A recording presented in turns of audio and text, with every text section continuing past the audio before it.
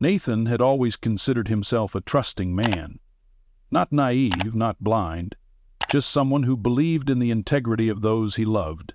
That trust had been the foundation of his marriage to Claire, a bond he thought was unshakable.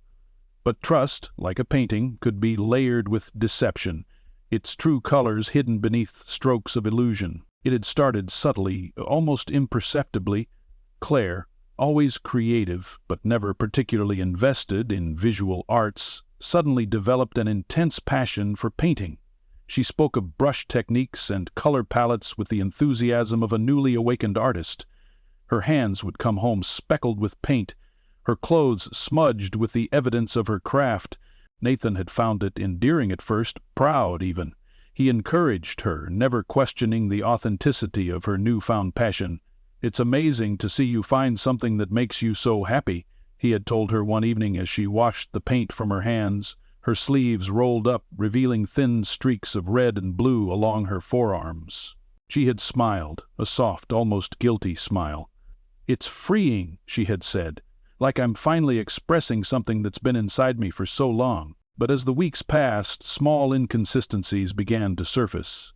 She never brought home a completed painting. Whenever he asked about her work, she'd brush it off with vague answers. "Nothing worth showing yet," she'd say. Or, "I'm still learning, just experimenting." Nathan had been patient. He didn't press, didn't pry. Maybe she was insecure about her skills. Maybe she wasn't ready to share her work. He respected that. Yet something gnawed at him. A whisper of doubt, quiet but persistent. Then, one evening, as he cleared the dinner plates, Claire mentioned a weekend workshop at the art studio. "I'll be there late," she had said casually. "A visiting artist is giving a demonstration. I might even stay after to practice." Nathan had nodded, smiling, but inside the doubt deepened. A quiet, insistent question surfaced in his mind. Why hadn't she ever invited him to see her work? The next night, unable to shake the unease, Nathan decided to surprise her. It wasn't suspicion, not yet, just a need for reassurance. He drove to the art studio, imagining her hunched over a canvas, completely immersed in her craft. But when he arrived, something was wrong. The studio was well lit, bustling with students and instructors. Nathan scanned the room, searching for Claire. But she wasn't there. His stomach twisted. Maybe she was running late? Approaching the front desk, he cleared his throat. "Excuse me, my wife, Claire Whitmore. She's supposed to be here for the workshop tonight?" The receptionist frowned, flipping through the roster. "Claire Whitmore? I'm sorry, sir, but she's not registered for any classes here." A cold weight settled in his chest. "Are you sure?" His voice was steadier than he felt. The receptionist nodded. "I know all our students. She's never been enrolled in any of our sessions." Nathan stood there for a moment, gripping the edge of the counter. His mind raced, struggling to stitch together the threads of a lie he hadn't even realized was being spun. If Claire wasn't here, then where was she? His pulse quickened as he reached for his phone, opening the tracking app they had installed for safety reasons years ago. It was a small act of trust, an agreement between them. Neither of them had ever used it. Until now. A small blinking dot appeared on the screen, far from where it should have been. Claire wasn't at the studio. She was across town, at a restaurant, and she wasn't alone. Nathan gripped the steering wheel tighter as he drove, his mind a whirlwind of thoughts he didn't want to entertain but couldn't ignore. The restaurant Claire's location had led him to was an upscale riverside bistro, the kind of place reserved for special occasions, not casual outings. As he pulled into the dimly lit parking lot, a gnawing sense of dread crept into his chest. His heartbeat thrummed in his ears as he stepped out of the car, forcing himself to breathe evenly. The glow from the restaurant's lantern-lit terrace cast a soft shimmer on the water, an ambience meant for lovers, not liars. He hesitated before entering, giving himself a moment to prepare. Maybe there was a reasonable explanation. Maybe this was a misunderstanding. Maybe, then, he saw her. Through the wide glass windows, Claire sat at a secluded candle-lit table, her laughter floating through the air as she reached across the table to touch the hand of the man sitting opposite her. Her body language spoke volumes. Leaning in close, her fingers grazing his as she toyed with the stem of her wine glass, she wasn't just talking to him, she was immersed in him. Nathan felt as though the ground beneath him had been pulled away. His wife wasn't just here with someone else. She was here with intimacy, with ease, with the kind of familiarity that could only be built over time. This wasn't a first meeting, nor an innocent dinner with a colleague. This was something deeper, something practiced, something she had been perfecting while she fed him lies about paint-stained hands and workshops that never existed. His breath came shallow as he took in the man's face. Damien. Nathan recognized him instantly from the website Claire had once shown him. Her supposed art instructor, the one whose classes she had apparently been so passionate about. Rage simmered just beneath his skin, but it wasn't blind fury. It was a slow, deliberate burn, the kind that came from betrayal seeping into every corner of his being. Nathan had spent months supporting Claire's supposed passion, believing in her journey of self-discovery. He had smiled as she spoke of color theory and brushstrokes, had reassured her when she claimed her work wasn't ready to be seen. He had trusted her, and now trust sat across from another man, laughing over wine. Nathan stepped inside, the warmth of the restaurant a sharp contrast to the cold realization settling in his bones. The hostess smiled at him, unaware that she was witnessing the moment his marriage cracked beyond repair. He barely heard what she said as he nodded absently and walked further inside, his gaze locked onto Claire and Damien. The closer he got, the more details sharpened. Claire's hand delicately resting on Damien's wrist as he spoke, the way he looked at her with quiet admiration, the subtle shift of her body as she leaned into his words, as though drawn to him in a way she had not been to Nathan in years. She was utterly at ease in her deception. Nathan stopped a few feet away from the table. The moment was cinematic, almost surreal. Claire, mid-laugh, turned slightly, her eyes drifting over the restaurant in lazy contentment. Then she saw him. Her laughter died instantly. Her eyes widened in a way that could have been mistaken for surprise if not for the guilt that followed, flashing like a warning signal before she quickly masked it. But it was too late. Nathan had seen it. Damien, sensing the sudden shift in Claire's demeanor, glanced up as well, his expression neutral at first. Then recognition dawned, and he stiffened slightly, his hand retracting just enough for Nathan to notice. Nathan let the silence stretch between them, allowing them to absorb the weight of his presence before he spoke. "So," he said, his voice calm but edged with something sharp, something dangerous. "This is where all those late nights at the studio have been spent?" Claire swallowed hard. Her lips parted, but no words came out. She was scrambling, searching for a response that wouldn't crumble under the weight of the truth. "Nathan," she started, but he held up a hand, stopping her. "No," he said, his voice cutting through whatever excuse she had been about to offer.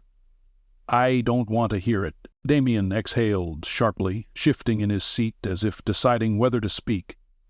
"Look, Nathan, I don't think this is the right place." Nathan turned his gaze onto him, and for the first time that night, he let his fury surface. "You don't get to decide that." Damien fell silent. Claire reached for Nathan's arm, a gesture meant to pacify, but he stepped back before she could touch him. The absence of warmth between them in that moment felt like a chasm. Nathan studied her, truly looked at her. The woman he had built a life with. The woman he had trusted implicitly. Now she was just a stranger in familiar skin. "I came here tonight to support you," he said, his voice steady but laced with betrayal. "I wanted to see the art you were so passionate about. Turns out you were painting something else entirely. A picture of lies." Claire inhaled sharply, her eyes glassy now, her breath uneven. "Nathan, please," but there was nothing left to say. Nathan straightened, inhaling deeply, letting the moment settle around him. He wasn't going to cause a scene. He wasn't going to let them have that power. Instead, he nodded, more to himself than to them, as if sealing his decision in stone. Without another word, he turned and walked away, leaving Claire to sit in the wreckage of her carefully crafted illusion. As he stepped outside, the night air hit him, crisp and cool, washing away the last remnants of denial. She had painted over the truth, but now the masterpiece of her betrayal was on full display for all to see. And Nathan? He was done being part of the picture. Nathan stepped out of the restaurant, his breath leaving him in a shuddering exhale as the cool night air hit his skin. He clenched his fists, then forced them open, trying to steady himself, trying to keep his emotions in check. The confrontation had ended, but the betrayal still burned in his chest, raw and searing. He had always imagined that if something like this were to happen, if Claire, the woman he had spent nearly 2 decades loving, ever betrayed him, he would rage, shout, demand answers. But instead, he had walked away, not because he wasn't angry, but because anger wouldn't undo what had already been done. He reached his car, but didn't get in immediately. Instead, he leaned against the door, staring out at the reflection of city lights on the river's surface. The water shimmered and rippled, indifferent to the storm that raged inside him. He had spent years believing in Claire, supporting her dreams, making sacrifices for their life together. And for what? For a lie? For some ridiculous affair she had convinced herself was art? The thought made his stomach churn. Inside the restaurant, Claire was probably still sitting at that table, still trying to piece together an excuse, a justification for what he had walked in on. He imagined her scrambling to explain herself to Damien, her voice low and urgent. Would she call it a mistake, a lapse in judgment? Would she try to convince herself that she hadn't meant for it to happen, that she never intended to hurt him? But the truth was, affairs didn't happen by accident. They were choices, made moment by moment, lie by lie, until the deception became a life of its own. Nathan's phone buzzed in his pocket. He pulled it out and glanced at the screen. Claire. For a moment he considered answering. But what was the point? To hear more lies? To listen to her fumble through some half-hearted attempt to salvage the ashes of their marriage?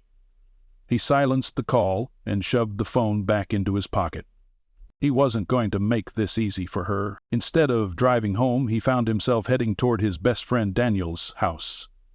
The moment he walked through the front door, Daniel took one look at him and knew something was wrong. "Jesus, Nathan," Daniel said, setting his beer down on the coffee table.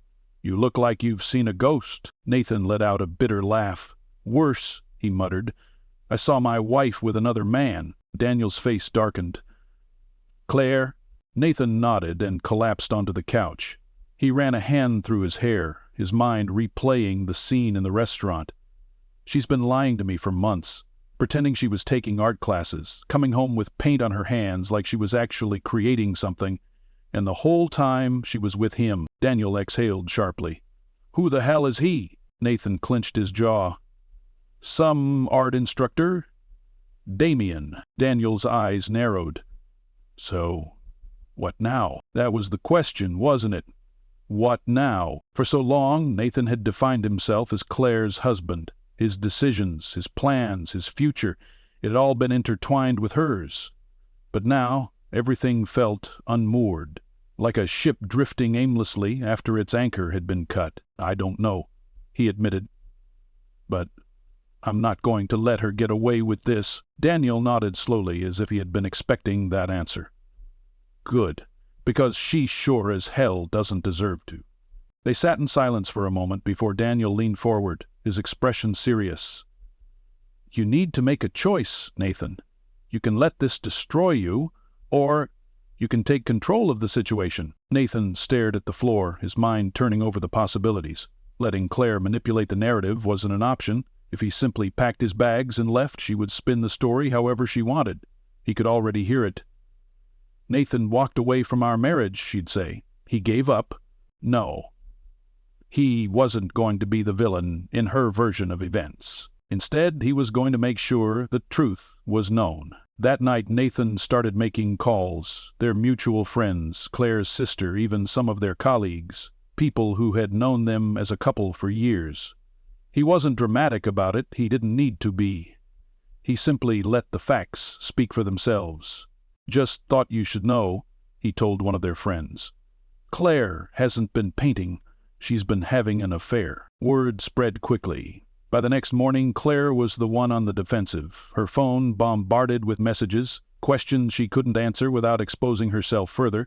When she finally showed up at their home, her face was pale, her hands wringing together. "Nathan, can we talk?" He crossed his arms. "Talk? You had plenty of chances to talk before." Her voice wavered. I made a mistake." He tilted his head. "Which part? The lying? The cheating? Or thinking you wouldn't get caught?" Claire's eyes filled with tears. "It wasn't supposed to happen like this." Nathan let out a cold laugh. "No, How was it supposed to happen, Claire? Was I supposed to stay in the dark forever? Just keep believing every lie you painted over our marriage? She took a shaky breath. I still love you. That was the moment Nathan knew there was nothing left to salvage. Because love wasn't supposed to look like betrayal. It wasn't supposed to be built on deception. He took a step back. Then you have a funny way of showing it. Claire opened her mouth to say something. Maybe an apology. Maybe another excuse. But Nathan didn't wait to hear it. He turned, walked past her, and shut the door behind him. For the first time in months, maybe years, he felt free. Claire had spent so long pretending to create something beautiful, but all she had really done was destroy what they had built together. And now, the mess was hers to clean up. Nathan sat alone in his dimly lit living room, the weight of the night pressing down on him like an anchor.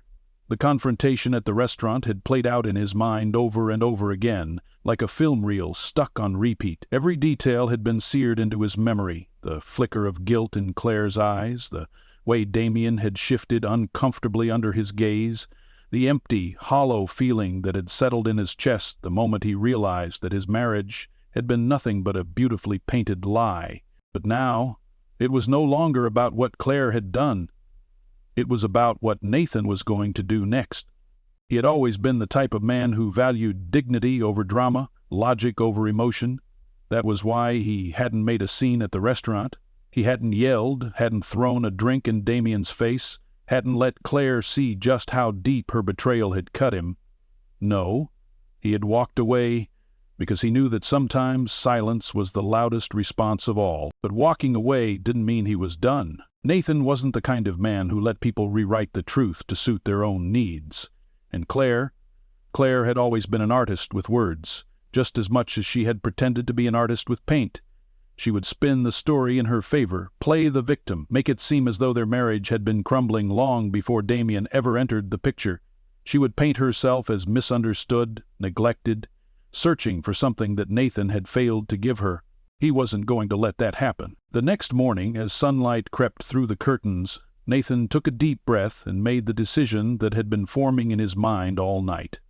He grabbed his phone, scrolling through his contacts until he found the number he hadn't thought he'd ever need: a divorce attorney. "Mr. Whitmore," the lawyer's voice was smooth, professional.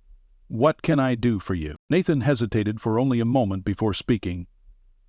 "I need to know the fastest way to end a marriage." The attorney paused before responding, his voice calm but firm. "That depends on how complicated you want to make it. Do you have assets together? Property?" Nathan exhaled, rubbing a hand over his jaw. "A house, some joint accounts, but I don't want a war. I just want to be done with this." The attorney nodded. "Understood. If both parties cooperate, it can be handled swiftly, but if your wife fights it, it could get messy." Nathan already knew Claire wouldn't go down without trying to salvage some part of her image. She had built her life around appearances, making sure the world saw her in the best light, crafting stories that always made her look like the heroine, never the villain. He wasn't going to give her the chance. Over the next few days, Nathan took control of the narrative before Claire could. He didn't go out of his way to humiliate her. He wasn't that kind of man. But he made sure that their close friends and family knew the truth before she had a chance to twist it. When he sat down with her sister Emily at a quiet cafe, he saw the hesitation in her eyes. "She called me last night," Emily admitted, stirring her coffee absently. "She said you stormed out, refused to listen to her." Nathan let out a short, humorless laugh. "She left out the part where she was having a romantic dinner with another man." "Didn't she?" Emily flinched. She said it wasn't like that." "Then what was it like?" Nathan leaned forward, his voice even but sharp. "Because from where I was standing, it sure as hell looked like an affair." Emily sighed, rubbing her temples. "I don't know what to believe." Nathan didn't push. He simply pulled out his phone, opened the tracking app that still had Claire's location history, and slid it across the table. "Look for yourself," he said simply. Emily hesitated before taking the phone, her eyes scanning the locations. She saw the studio, the one Claire had claimed to be attending for months, marked as never visited. Then she saw the restaurant, appearing time and time again. Her face paled. "She lied to me too," Emily whispered. Nathan leaned back, watching as realization settled over her. Now you know. He wasn't going to scream his pain to the world, but he wasn't going to let Claire turn this into something it wasn't either. A few nights later, Claire showed up at the house. He had been expecting it. She knocked tentatively, her figure silhouetted in the porch light. Nathan considered ignoring her, but some part of him wanted to see what she had to say. Not for closure, but out of sheer curiosity. When he opened the door, she looked smaller somehow. Not physically, but in presence. "Nathan," she said softly. "Can we talk?" He folded his arms.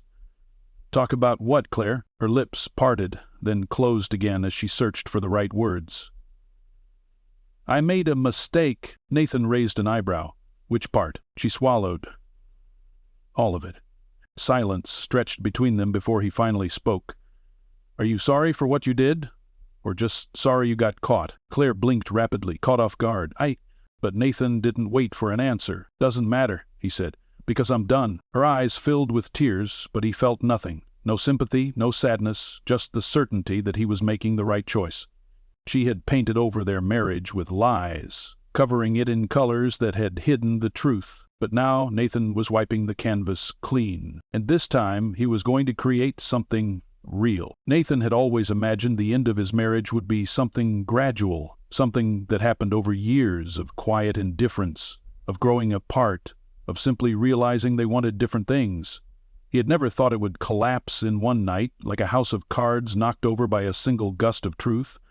But here he was, standing in the wreckage, and instead of feeling lost, he felt strangely free. Claire had tried, of course. She had called him, texted him, even sent long emails trying to explain herself. In some messages she begged for another chance, swearing that she had been confused, that Damien meant nothing. In others she shifted the blame, claiming that Nathan had been too distant, too consumed with his own life to see that she had been struggling. The contradictions were almost laughable. He read each message once, then deleted them without responding. There was nothing left to say. The divorce process moved faster than Claire had likely expected. Nathan wasn't interested in dragging it out, and surprisingly, neither was she. Perhaps out of guilt, or maybe because she had hoped to salvage some dignity by ending things on a mature note. Whatever her reasoning, it didn't matter. Papers were signed, assets divided, and soon Nathan found himself standing in what used to be their shared home, now eerily empty of Claire's presence. At first he expected to feel the weight of loneliness settle in, the silence of an empty house, the absence of familiar routines. These were the things he had dreaded, but instead he found peace in it. He no longer had to question where Claire was when she came home late. He no longer had to pretend not to notice the subtle changes in her behavior, the way she had slowly withdrawn from him while drawing closer to someone else. The uncertainty, the doubt, the sick feeling in his gut, those things were gone. One evening, about a month after the divorce was finalized, Nathan found himself at an art gallery. It wasn't a conscious decision. He had been walking downtown when he noticed the soft glow of lights from inside, the quiet hum of conversation drifting through the open doors. Something about it had drawn him in. He wandered through the exhibits, pausing in front of a large, abstract painting. Layers of color, bold strokes that seemed chaotic at first, but upon closer inspection revealed a deeper structure beneath the surface. A woman stood beside him, observing the same piece. "It looks messy at first," she mused, tilting her head slightly. "But if you step back, you can see how every color has its place." Nathan glanced at her, a stranger, but one who spoke with a quiet confidence that felt oddly grounding. "Kind of like life," he murmured. She smiled, then extended a hand. "I'm Sophie." He hesitated for only a second before shaking her hand. "Nathan." They stood there for a while, talking about art, about life, about how sometimes things fall apart just so something better can be built in its place. And for the first time in a long time, Nathan felt something unfamiliar but welcome. A sense of possibility. Claire had spent months painting over the truth, creating an illusion that had eventually crumbled under its own weight. But Nathan? He was ready to start fresh. A blank canvas, a new beginning, this time with honesty as the foundation, and he had a feeling the picture would be beautiful.